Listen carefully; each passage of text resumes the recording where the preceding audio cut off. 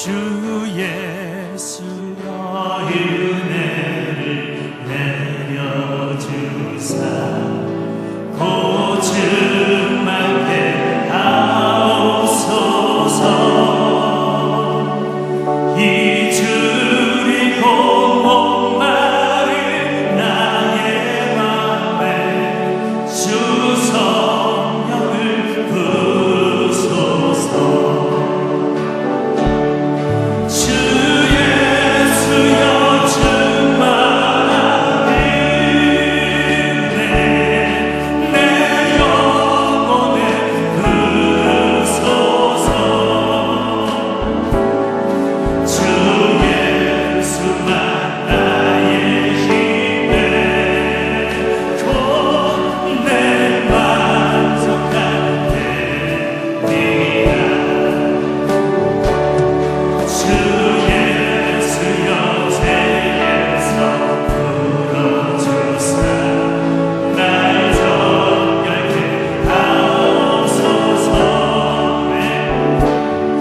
이 세상의 유혹이 나의 마음을 뒷못하게 하옵소서. 두 손을 들고 고백합니다.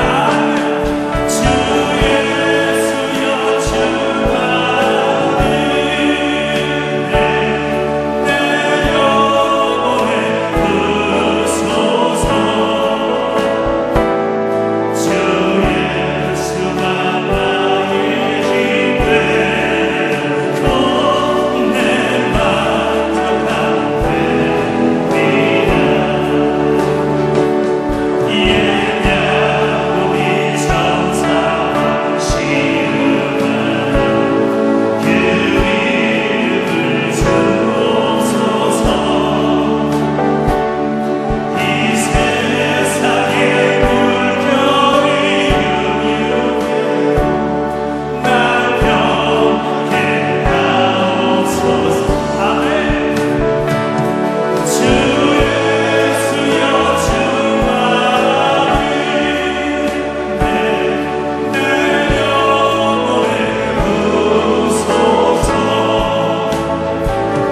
주 예수만 나의 힘 되고 내 만족한 주 예수여 충만한 은혜. 할렐루야. 주 예수여 충만한 은혜 내 영혼에 부으소서. 주 예수만 나의 힘 되고 내 만족한 되리라. 할렐루야. 아멘. 모두 자리에 앉으시길 바랍니다. 함께 앉으셔서 여호와는 너에게 복을 주시기를 원하며 우리 귀한 축복의 찬양을 올려드리도록 하겠습니다.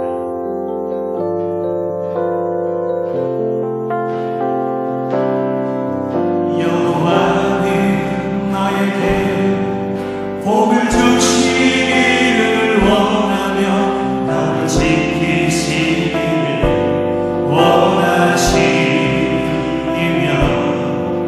여호와는 그 얼굴을 너를 향하여 드사 은혜와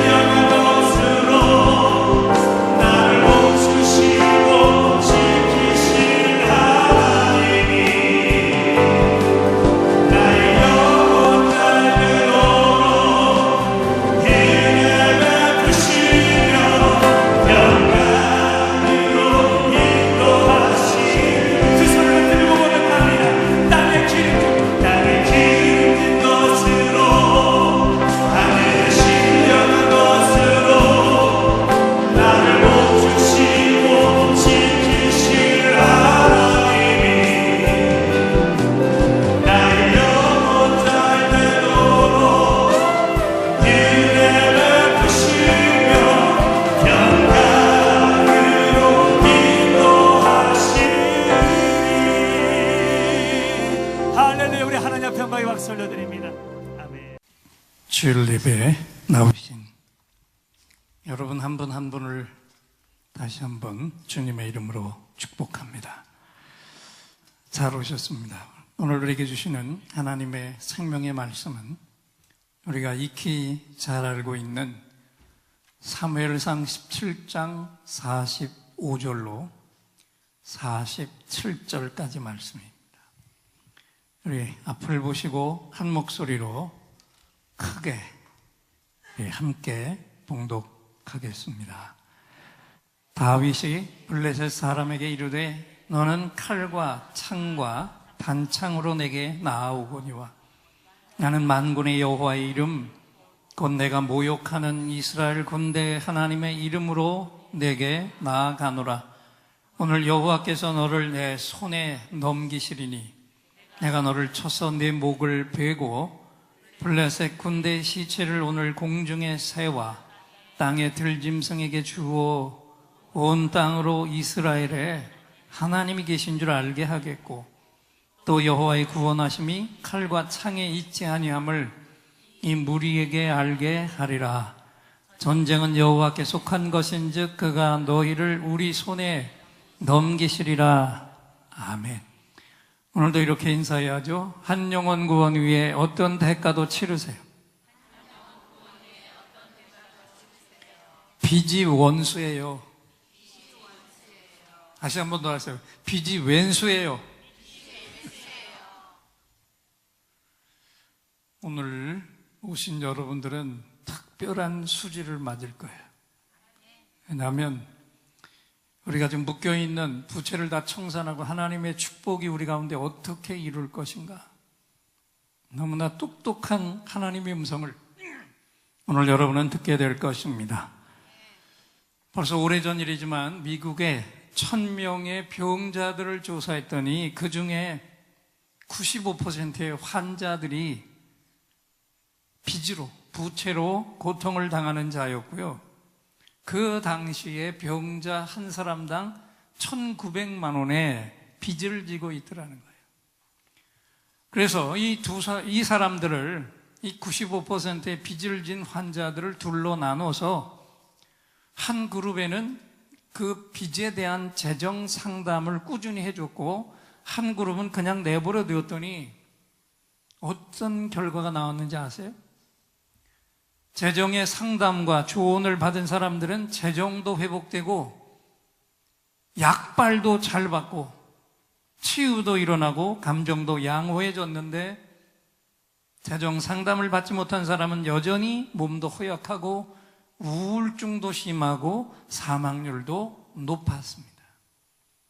여러분, 이게 뭘 말해주는 건가요?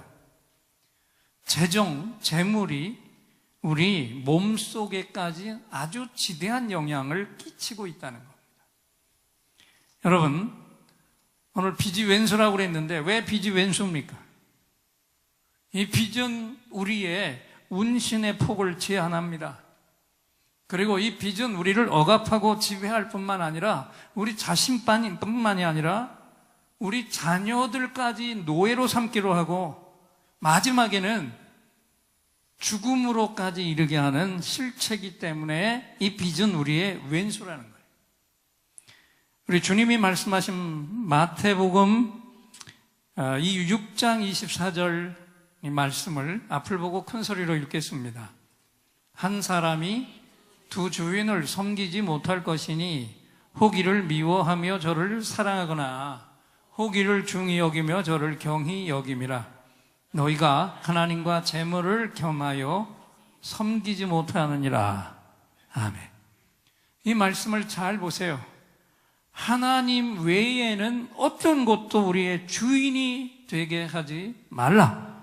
되지 못하게 하라. 더군다나 빚 같은 것이 우리 주인이 되지 못하게 하라는 말씀입니다. 여러분, 분명히 선포합니다. 하나님은 하나님만이 우리의 주인 되시기를 원하십니다. 그래서 다른 어떤 것도 하나님 외에 우리의 주인이 될 수가 없어요. 그리고 중요한 것은 하나님께서 하나님의 가장 사랑하는 자녀인 우리들에게 약속하신 것은 우리가 빚에 묶여 사는 것, 부채에 묶여 사는 게 아니라 하나님의 약속은 바로 이것입니다. 번성입니다. 할렐루야. 그 증거가 창세기 1장 28절에 있죠. 앞을 보고 읽겠습니다. 하나님이 그들에게 복을 주시며 그들에게 이르시되 생육하고 번성하여 땅에 충만하라. 땅을 정복하라. 바다의 고기와 공중의 새와 땅에 움직이는 모든 생물을 다스리라 하시니라 그랬어요. 우리는 세상을 정복하고 살아야지 세상의 것에 지배당하고 정복당해서는 안 되는 거예요. 그리고 여기에 덧붙여서 몇 가지 더 하나님이 우리에게 약속하신 구체적인 축복을 몇 가지 성경 구절만 제가 더 함께 읽어보겠는데, 먼저는 신명기 15장 6절과 신명기 28장 12절 말씀을 앞을 보시고 큰 소리로 다시 한번 읽겠습니다. 하나님의 약속입니다.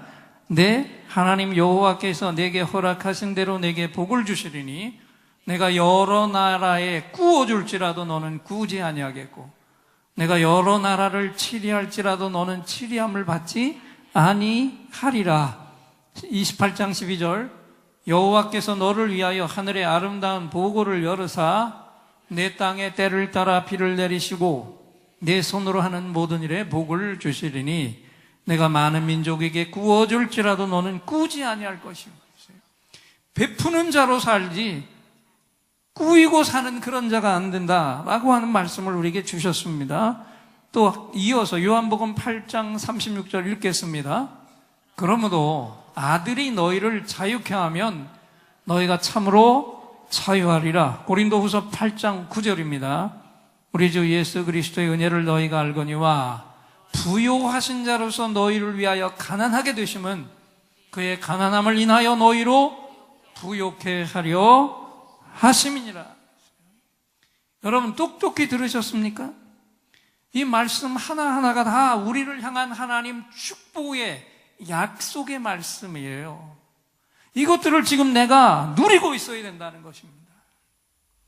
그것을 누리고 사는 것이 하나님의 자녀의 본연의 모습이라는 거예요. 그런데 왜 우리는 이런 번성이 아니라 지금 빚이라고 하는 원수에게 시달리고 있습니까? 비들진 사람들의 공통점이 뭔지 아세요? 첫째는 계획이 없이 닥치는 대로 사는 겁니다.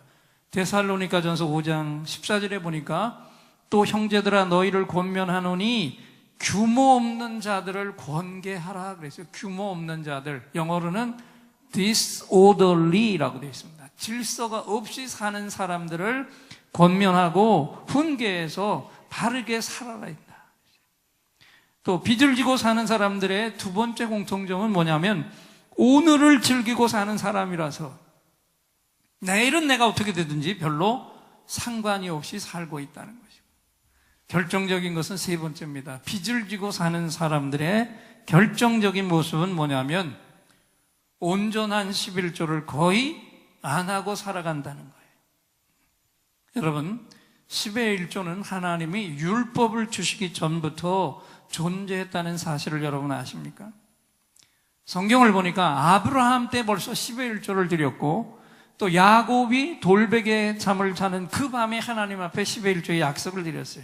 이것은 신의 사늘에서 율법을 받기 500년, 600년 전에 먼저 있었던 일입니다. 이제 오늘 우리 본문으로 돌아가서 사무엘상 17장에 거인 골리앗을 바라볼 때 이 골리앗을 죽인 다윗의 이야기를 오늘 이렇게 조금 관점을 바꾸어서 새로운 관점에서 바라보겠는데, 여기 나오는 골리앗을 이렇게 바꿔보자고요. 이걸 지금도 우리를 결박하고 죽이려는 빚으로, 거인 골리앗을 그 엄청난 빚으로 한번 바꿔보자고요. 그렇다고 하면 이 부채는, 빚은 우리가 반드시 죽여야 할 원수고 틀림없고 반드시 싸워 이겨야 할 우리의 대적입니다. 공감하십니까? 사무엘상 17장 1절 말씀을 읽겠습니다. 블레셋 사람들이 그 군대를 모으고 싸우고자 하여 유다에 속한 소고에 모여 소고와 아세가 사이에 에베스담밈의 진침에 그랬어요. 어둠에서 블레셋 진영이 엄청난 군대가 나와서 이스라엘 앞에 진을 쳤어요. 자, 오늘도 이 빚을 가지고 있는 어둠의 세력이 우리 속에 진을 치면 어떤 일이 일어날까요? 구체적으로 예를 들어서 빚이, 부채가 우리 삶 속에서 큰 영향력을 행사하면 어떤 일이 일어나느냐? 그 빚에 묶이거나 결박을 당하면 하나님의 자녀들인 우리로부터 먼저 찬양이 사라지고 감사가 사라집니다. 그리고 두려움과 절망감에 휩싸이게 돼요.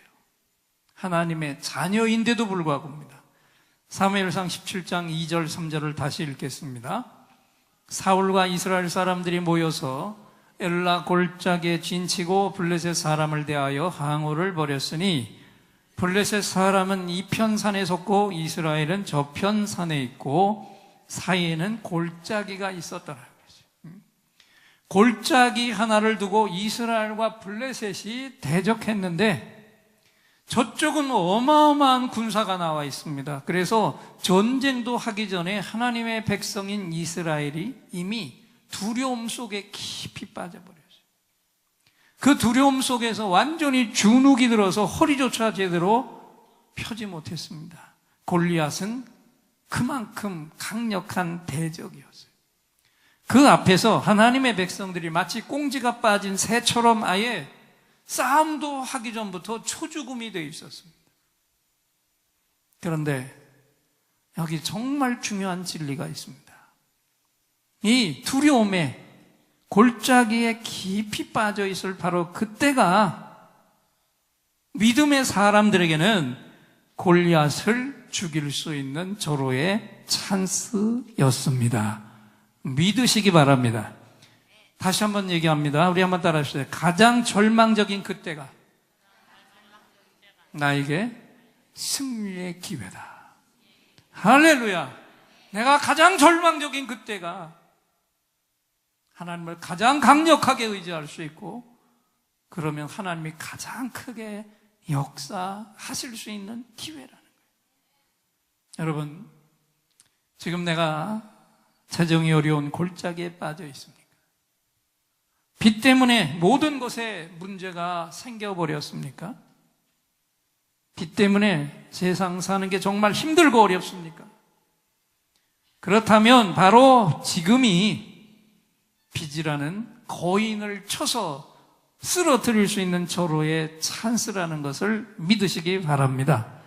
그렇게 하려면 먼저 여러분을 묶고 있는 빚을 향해서 거룩한 분노를 품으시기를 축원합니다. 사무엘상 17장 26절을 읽겠습니다. 다윗이 곁에 서 있는 사람들에게 말하여 이르되 이 블레셋 사람을 죽여 이스라엘의 치욕을 제거하는 사람에게는 어떠한 대우를 하겠느냐? 이 할례받지 않은 블레셋 사람이 누구이기에 살아 계시는 하나님의 군대를 모욕하겠느냐? 다윗이 가진 거룩한 분노 보세요. 많은 사람들이 두려움 속에서 전전긍긍하고 있을 때 다윗 속에는 뭐가 끌어올랐습니까? 분노, 거룩한 분노가 끌어올랐어요. 오늘 하나님의 자녀들인 저와 여러분이 우리를 묶고 있는 부채와 빚을 향해 가져야 할 거룩한 분노인 줄 믿습니다. 우리를 묶고 있는 이 원수를 향해서 거룩한 분노가 끌어올라야 된다는 거예요. 옆에 앉아 있는 분을 향해서 이렇게 말씀해 주세요. 부채를 분노하세요. 번영은 꿈도 꾸지 말라고 모욕하는 원수를 향해서 우리는 우리 속에서 거룩한 분노가 끌어올라야 돼요. 사무엘상 17장 44절 말씀을 다시 한번 또 읽겠습니다. 또 이르되 내게로 오라. 내가 네 고기를 공중의 새들과 들짐승들에게 주리라 그랬어요. 골리앗이 이스라엘 앞에 와서 혼자 나와가지고 내게로 오라. 내가 너희들을 다 죽여가지고 네 고기를 공중의 새들과 들짐승에게 주겠다 위협을 했습니다. 여러분, 빚이 왜 왼수입니까? 빚은 우리를 따라다니면서 계속해서 말합니다. 여러분, 골리앗의 이름의 뜻이 뭔지 아세요? 공교롭게도 골리앗의 이름은 앞일을 예언하는 자라는 뜻이에요. 자, 한번 생각해보세요. 이거 어마어마한 이게 무슨 아이러니가 여기 있는 거 아닙니까? 앞일을 예언하는 자가 계속 나를 쫓아다니면서 위협을 합니다. 내 자손들이 내 노예가 될 거라. 여러분, 여기에 비춰서 내 삶을 한번 돌아보세요. 부채가 많은 분 돌아보세요. 이 빚이 끝없이 날 위협해서 밤잠을 못 자게 하죠.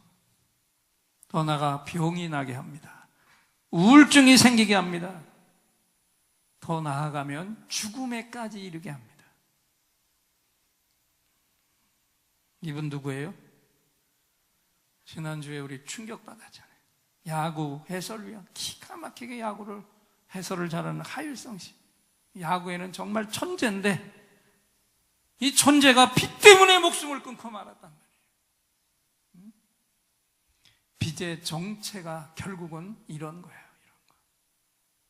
그러나 여러분, 저와 여러분은 이 빚을 죽일 수 있습니다. 할렐루야. 그 방법을 이제부터 들어보자고요. 사무엘상 17장 45절로 50절까지 함께 읽겠습니다. 다윗이 블레셋 사람에게 이르되 너는 칼과 창과 단창으로 내게 오거니와 나는 만군의 여호와의 이름 곧 내가 모욕하는 이스라엘 군대의 하나님의 이름으로 내게 가노라. 오늘 여호와께서 너를 내 손에 붙이시리니 내가 너를 쳐서 네 머리를 베고 블레셋 군대의 시체로 오늘날 공중의 새와 땅의 들짐승에게 주어 온 땅으로 이스라엘에 하나님이 계신 줄 알게 하겠고 또 여호와의 구원하심이 칼과 창에 있지 아니함을 이 무리로 알게 하리라. 전쟁은 여호와께 속한 것인즉 그가 너희를 우리 손에 붙이시리라. 블레셋 사람이 일어나 다윗에게로 마주 가까이 올 때 다윗이 블레셋 사람에게로 마주 그 항우를 향하여 빨리 달리며 손을 주머니에 넣어 돌을 취하여 물매로 던져 블레셋 사람의 이마를 치매 돌이 그 이마에 박히니 땅에 엎드러지니라. 다윗이 이같이 물매와 돌로 블레셋 사람을 이기고 그를 쳐 죽였으나 자기 손에는 칼이 없었더라. 아멘. 참 여기 오묘합니다. 전쟁에 나갔는데 칼이 없이 승리했어요. 칼 가지고 싸운 게 아니에요. 그런데 그 거인이 죽었습니다. 칼도 없는 다윗에게. 그래서 여기에 우리가 부채를 끊어버리고 승리하는 비결이 있는데 첫째는 뭐냐면 이 빚과의 전쟁, 부채와의 전쟁은 내 전쟁이 아니라 누구에게 속한 전쟁이라고 선포해야 돼요? 여호와 하나님께 속한 전쟁이다. 할렐루야.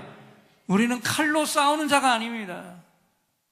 무엇으로 싸워야 됩니까? 큰 소리로 따라하자. 나는 만군의 여호와 이름으로 싸우리라. 할렐루야. 여호와의 이름으로 싸우면 승리하는 거예요. 그 다음에 두 번째, 다윗이 들고 나간 무기가 뭐였냐고요. 칼도 없이 나가서 승리한 그 무기가 뭐였어요? 물맷돌 하나, 자기에게 너무 익숙한 것, 자기가 늘 가지고 있다는 것. 여러분, 우리의 부채는 바로 내가 가지고 있는 지극히 작은 것, 거기에서부터 청산될 수 있다는 것을 깨달으시기를 축원합니다. 오늘도 내가 그 부채를 깨뜨릴 가장 중요한 무기를 내가 지금 지니고 있어요. 열왕기하 4장 1절로 6절을 다시 한번 읽습니다.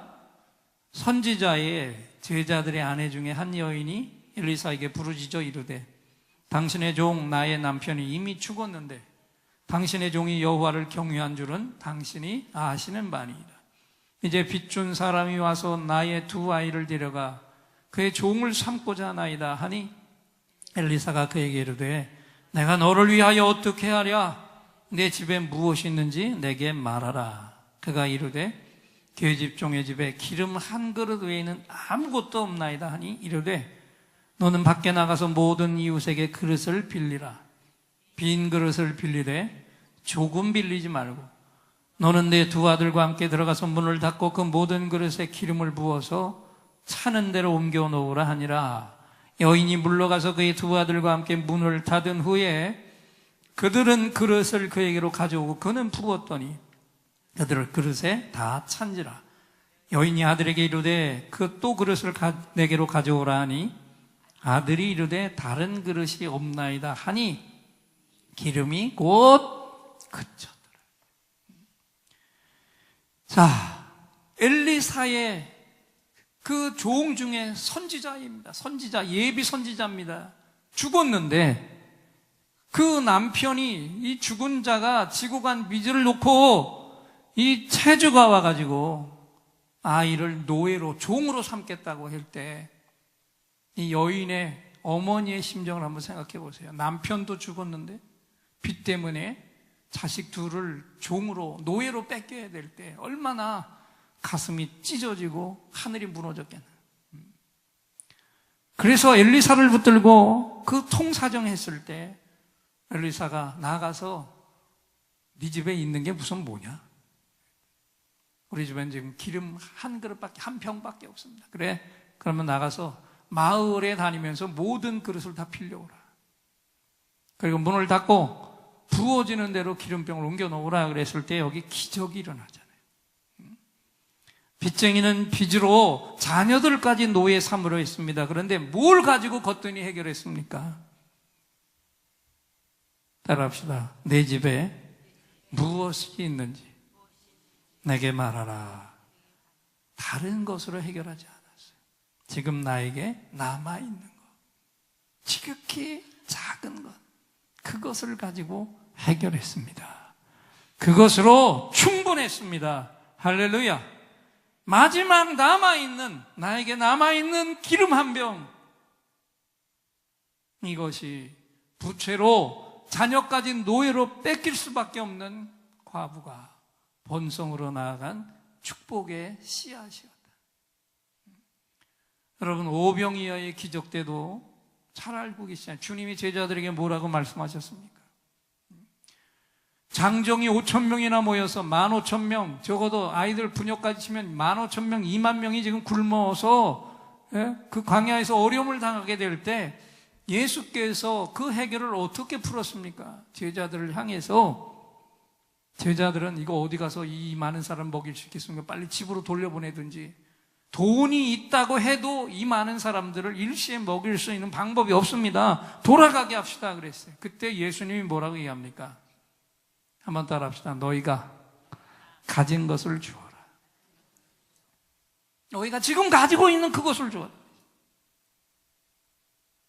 그래서 그때 드린 게 뭐였어요?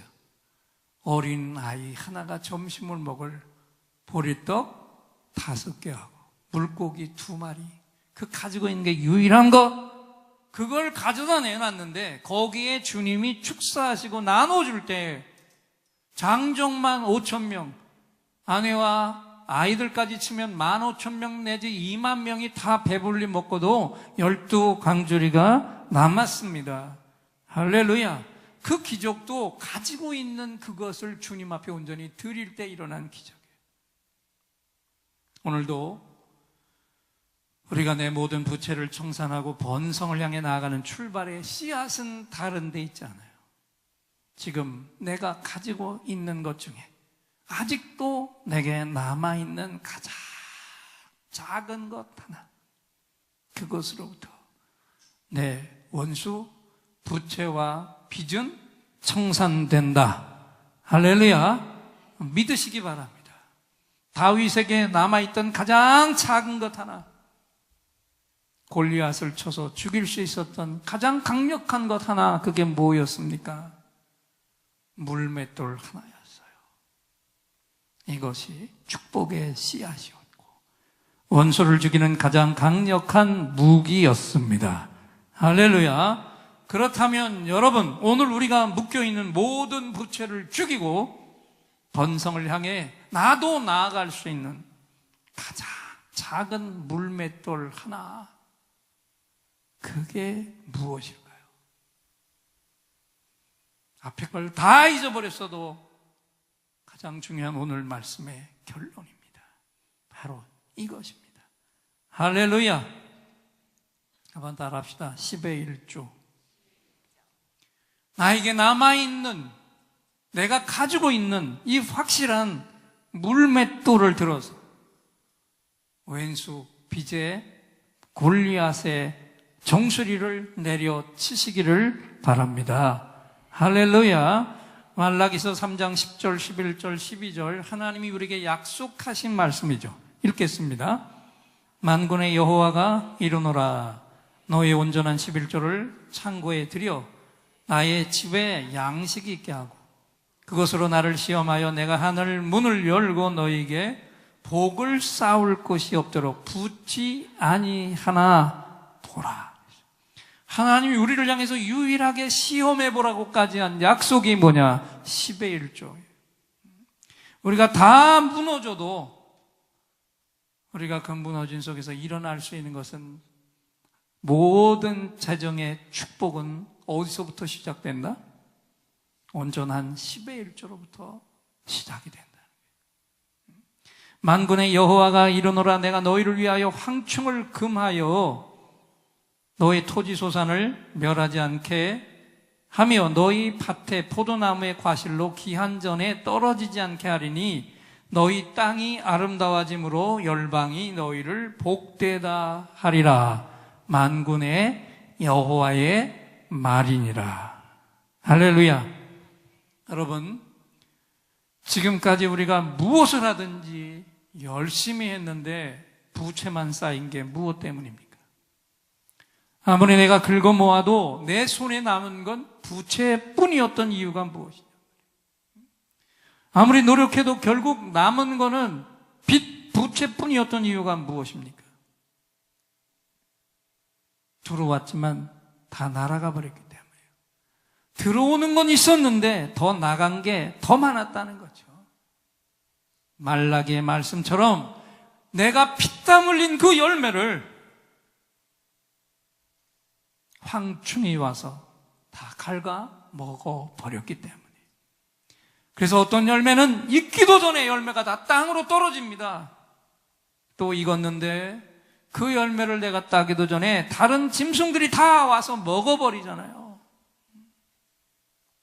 비유해서 내 삶과 한번 비교해 보세요. 성경 말씀이 이렇게 어떻게 한치의 오차도 없이 글자 그대로 정확하지 않습니까? 그렇다면 여러분, 하나님이 약속하신 온전한 11조를 하면 그럼 어떻게 됩니까? 어떻게 될까요? 갉아먹는 황충의 입을 하나님이 막아 버리십니다. 할렐루야. 열매가 익기도 전에 떨어지는 일을 하나님이 막아주시는 거예요. 토지 소산이 멸하지 않도록 전능자의 손이 보호해 주십니다. 그래서 결국은 뭡니까? 그 열매가 우리 손에 있게 만들어 주십니다. 창고에 채울 것이 넘치도록 만들어 주십니다. 그래서 많은 사람들이 우리를 향해서 한번 따라합시다. 너는 하나님의 복을 받은 자로다. 할렐루야. 칭송을 받게 하시는 거예요. 이 모든 것이 모두가 다 뭐 하나 때문에 우리에게 가진 유일한 승리의 물맷돌 하나, 온전한 11조 하나로 가능케 되는 것을 믿으시기 바랍니다. 온전해야 돼요. 우리 오래된 교인들은 이분 부분 아시죠? 10년 전 2006년에 우리 교회 부흥회를 인도했던 치코 우 목사님입니다. 얼굴은 이렇게 한국하고 동일한데 한국말을 전혀 못하는, 미국 뉴욕 옆에 유티카라는 작은 도시에서, 이 당시 나이가 36, 7 됐을 텐데 개청 6년 만에 작년만 2,000명 성도를 일으켰고 유티카라는 도시는 아주 가난한 도시고 물도 미국 땅이 물이 다 좋은데 이 도시는 물이 안 좋아서 물을 사다 먹는 도시였어요. 근데 이분이 하나님의 은총을 가지고 축복을, 물권을 선포했을 때 놀라운 것은 그 가난한 도시의 교인들 중에서 그 기도를 받은 들 중에 억만장자가 100명, 한 달에 10억 이상 11조를 하는 교인이 60명이 넘는 그 당시에 교회의 담임 목사님이 되었고, 그 아내인 캐나다 여인이 성경을 읽다가 물 근원에 엘리사가 소금을 친 걸 보고 가서 그 가장 중요한 그 도시의 물 근원에 소금을 쳤을 때 성경 그대로 기적이 일어나 버렸습니다. 물이 바뀌어서 이제는 물을 파는 도시가 되고, 그 당시 이분이 37살 되는 젊은 목사님이었는데 놀라운 건 이분 자신이 억만장자였어요. 제가 보니까 그 당시 우리나라의 최고 부자들의 재산을 보니까 2006년에 정몽준 의원의 재산이 2조 9천억 원 정도, 이건희 회장의 개인 재산이 3조가 조금 넘었습니다. 현대건설회사의 전 자산이 10조 원 정도였을 때 이 치코 목사님의 재산은 5조 원이었습니다. 이건희 회장 두 사람을 모아야 이분의 재산이 되는데, 이분은 5개의 그룹을 가지고 있었는데 그 중에 하나가 부동산 회사입니다. 목사가 어떻게 부동산 회사를 하나 그랬더니 건물을 너무 많이, 한 178개 빌딩을 갖고 있다 보니까 그것을 관리하기 위해서 어쩔 수 없는 부동산 회사를 만들 수밖에 없어요. 궁금하지 않습니까? 어떻게 목사님이, 그것도 젊은 목사님이 이런 큰 재벌이 됐는가? 원인이 있더라고요. 이 목사님의 할아버지가 대구의 재벌이었습니다. 그런데 어느 날 맏아들이 예수를 믿고, 예수를 믿겠다고 하니까 집을 나가라 그랬어요. 할 수 없이 이 치코 목사님의 아버지가, 맏아들이 예수 믿으려고, 한국에 있으면 아버지 등살에 예수를 못 믿으니까 한국을 떠나서 아르헨티나로 이민을 갔어요. 예수를 믿으려고. 그 아버지의 강력한 재정의 그늘을 다 포기하고 생소한 땅 아르헨티나로 가서 죽도록 고생했어요. 그 땅에서 이 치코 목사님이 태어났고 13살 때 미국으로, 할 수 없어 어려워서 미국으로 다 들어갔는데, 그 어간에 대구에 있던 할아버지가 돌아가면서 마지막에는 그래도 맏아들을, 이 치코 목사님의 아버지를 찾았는데 그 형제들이 이 아버지의 주소를 알면서도 연락을 안 했습니다. 왜 안 했어요? 유산을 자기들이 독차지하려고. 그러니까 거꾸로 말하면 치코 목사님의 이 아버지는 예수 믿으려는 믿음 하나 때문에 아버지로부터 받을 엄청난 유산을 다 날려버린 거예요. 그런데 예수 믿으려고 해서 그 재산을 날렸더니 하나님의 엄청난 상급이 이분의 아들인 치코 목사님에게 그 아버지가 부은 유산에 비교도 안 될 엄청난 축복을 부어주신 줄 믿습니다. 그건 이분의 역사고, 이제부터 잘 들으세요. 이건 저의 이야기가 아닙니다. 이 엄청난 물질의 축복을 누리고 있는 이 치코 목사님이 빚을 청산하고 번성을 향해 나가는 지름길에 간증을 했는데, 그 핵심 비결이 뭔지 앞을 보시기 바랍니다. 모든 축복은 온전한 11조를 하는 데서 시작된다. 20만 원 받을 때 2만 원 11조는 쉽지만 2천만 원을 내가 보니까 200만 원 11조 하는 건 어쩐지 아까운 생각이 들더라. 그런데 사실 따져보라. 200만 원을 드리고도 1,800만 원이나 남아있으니 얼마나 감사한 일인가. 그래서 아까운 생각이 들었지만 생각을 바꿨다. 그러고 나니까 2억을 벌었을 때 2천만 원 11조 하는 것도 쉬워지더라. 그래서 언제나 온전한 11조를 드렸는데 그것만으로 이처럼 나는 억만장자가 되고 말았다. 할렐루야. 온전한 11조의 물맷돌 하나, 이것 하나로 충분한 것을 믿으시기 바랍니다. 여러분, 이것이 축복의 진리인 거예요. 다른 건 없어요. 그리고 이 목사님이 우리나라 100원짜리 동전을 이만큼 갖고 왔어요. 세미나, 컨퍼런스를 하면서. 이거보다 더 많은 거, 이건 제가 주신 거고. 그리고 컨퍼런스를 하면서 잘 보세요. 100원짜리 하나를 들었어요. 쌓아놓고.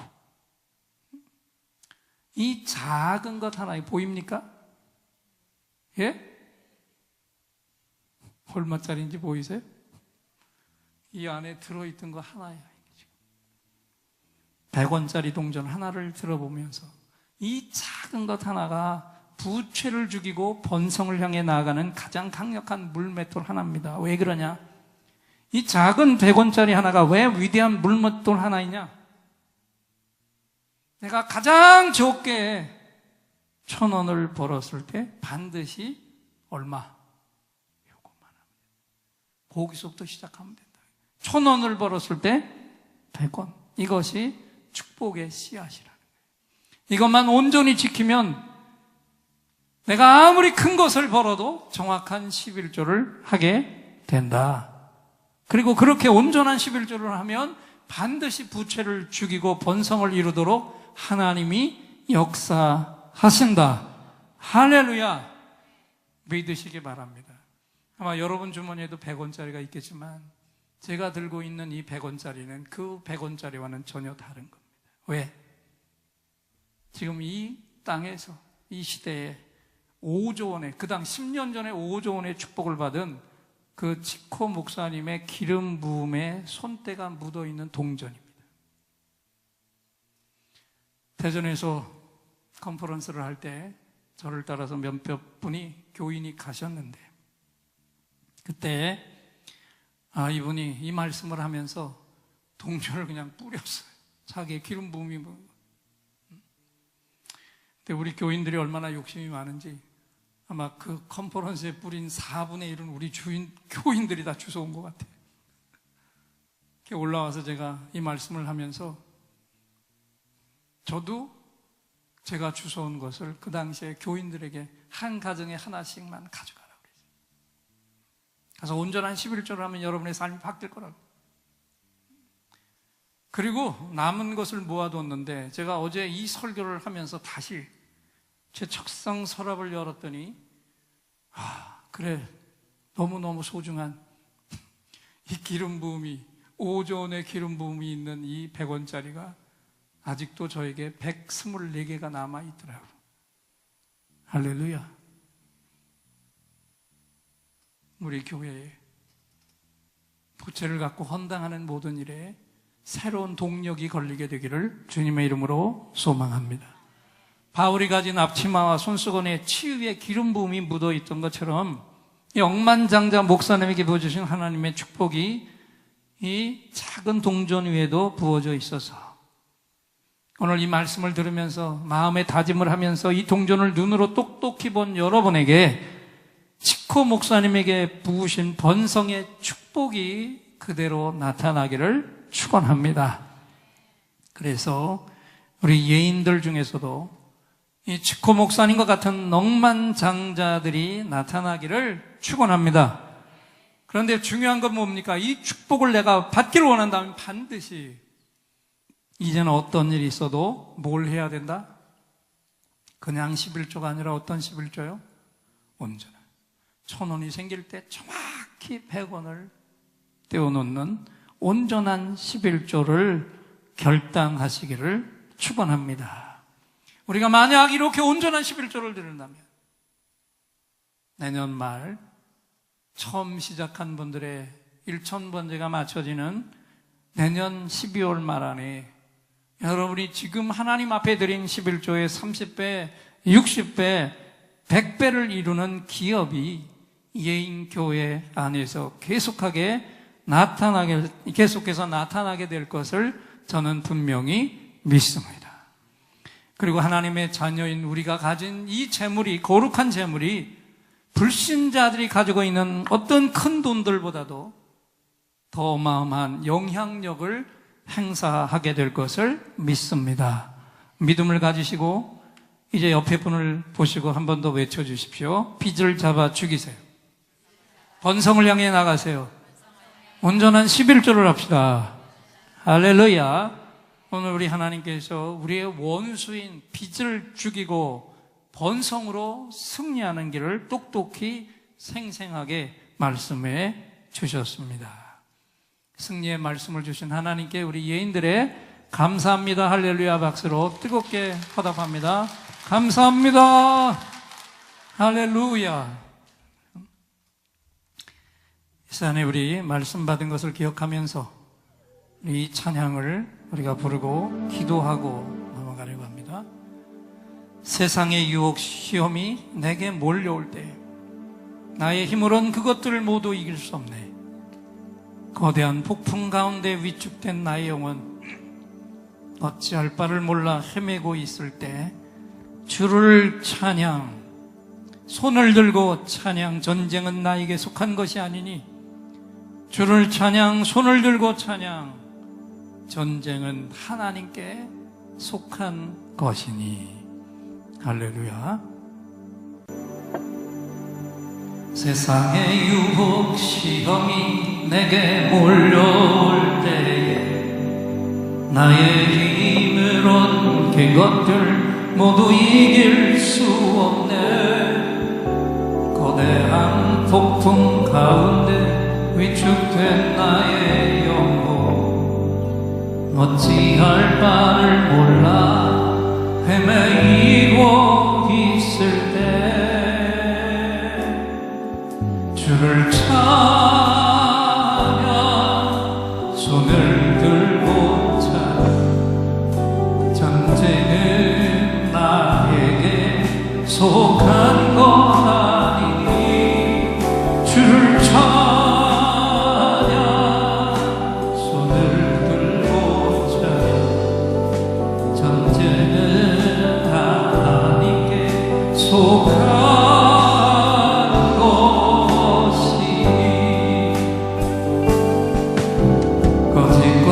속임수로 가득 찬 세상에서 어디로 갈지 몰라 머뭇거리고 있네. 공중의 권세 잡은 자 지금도 우리를 슬픔과 절망으로 넘어뜨리려 하네. 주를 찬양, 손을 들고 찬양. 전쟁은 나에게 속한 것 아니니 주를 찬양, 손을 들고 찬양. 전쟁은 하나님께 속한 것.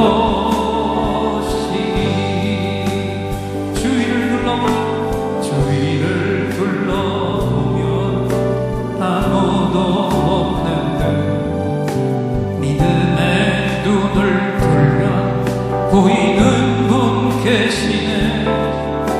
지금도 내 안에서 역사하고 계시는 사망과 어둠의 권세 물리치신 예수님. 주를 찬양, 손을 들고 찬양. 전쟁은 나에게 속한 것 아니니 주를 찬양, 손을 들고 찬양. 전쟁은 하나님께 속한 것. 세상의 유혹 시험이 오른손을 들고 찬양합니다. 세상의 유혹 시험이 내게 몰려올 때 나의 힘으론 그것들 모두 이길 수 없네. 거대한 부채 가운데 위축된 나의 영혼 어찌할 바를 몰라 헤매이고 있을 때 두 손을 높이 드시고 주를 찬양,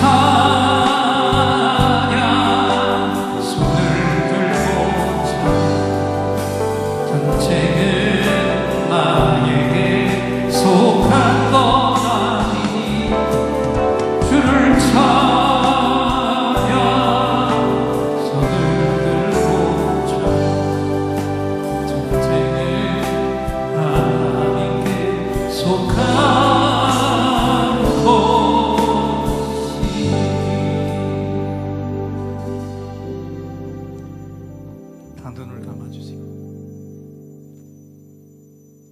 말씀을 받으면서 마음에 감동을 받은 분들, 아, 이렇게 하면 나를 묶고 있는 부채를 내가 이길 수 있겠구나. 감동을 받은 그대로 하나님이 주신 그 명령과 축복을 내가 온전히 그대로 받아들이겠다 하는 분들은 조용히 모두가 눈 감고 있습니다. 오른손을 들어주세요. 정말 결단을 하고 되세요. 온전한 것을, 나에게 남은 물맷돌 하나, 여기서 내 삶이, 내 기업이 하나님의 능력으로 바뀌어지는 겁니다. 손 내리십시오. 하나님, 부채가 무엇인가를 똑똑히 우리에게 보여주신 것 감사하고, 이제 우리가 기도할 때마다 우리를 묶고 우리 자녀들까지 묶을 수 있는 이 원수를 대적하는 기도를 하게 하시고, 그리고 이 모든 것으로부터 벗어나 번성에 이르는 것은 하나님이 약속하신 그 축복, 온전한 10의 1조라는 것 깨달아 싸우니 행하게 하시옵시고, 그 기업에 정말 1,000번지 안에 11조 100만 1000만 1억 이상의 기업들이 오늘 손을 든 귀한 종들 가운데서 드러나게 하여 주시옵시고, 이 재단이 묶여있는 모든 부채로부터 벗어나 온전한 부흥과 헌당을 이루게 하시옵시고, 귀한 고백을 한 성도들을 통해서 온전히 이루시옵소서. 예수님의 이름으로 기도합니다. 이제 또다시 특별한 선물을 받을 시간이죠. 긴급히 응답받을 기도 제목을 가지고 오신 분들과 깊은 상처의 치유가 필요한 분들은 두 손을 가슴에 얹어주시고, 몸에 질병이 있는 분들은 그 질병이 있는 부분에 손을 얹어주세요. 여러분의 응답과 치유를 위해 하나님을 향해 제가 간절한 찬양을 올려드리고, 하나님이 주시는 응답을 확신의 찬양으로 선포할 때 이 시간에 최고의 치유, 최고의 응답이 선물로 부어질 것입니다. 믿음의 손을 얹으십시오.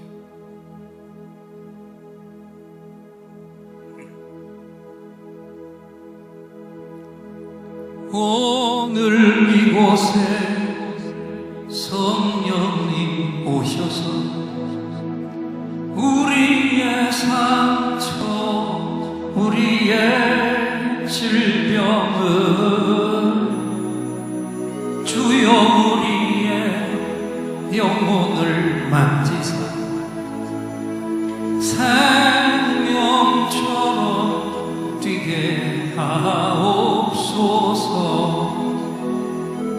여기 이 시간 치유의 찬송을 마음의 귀로 영혼의 눈으로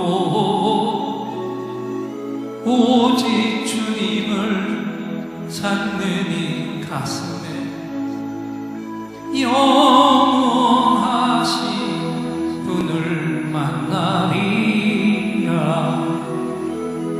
아픈 사람들 여기에 있어요. 이 노래 듣고 소망을 가져요. 주여 불쌍히 여기어 주시사 치유의 힘 받게 하옵소서. 내가 너에게 치유를 주노라. 세상이 빼앗을 수 없는 치유를 오 너희의 아픔과 상처 하늘의 빛으로 치료하여 주노라. 일어나라 소망으로 일어나라.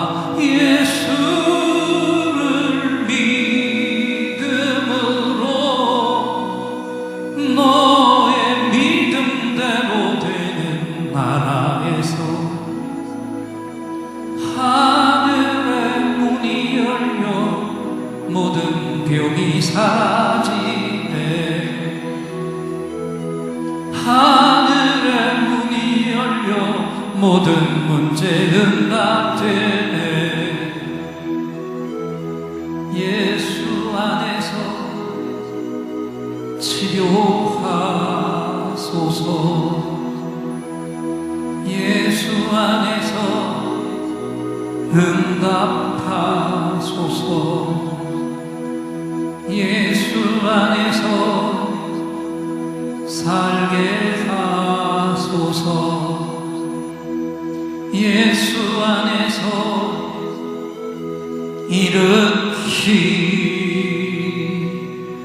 일으키소서.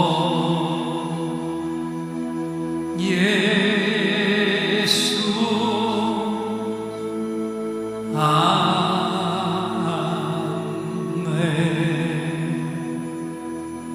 내가 채찍에 맞음으로 너희가 나음을 입었도다.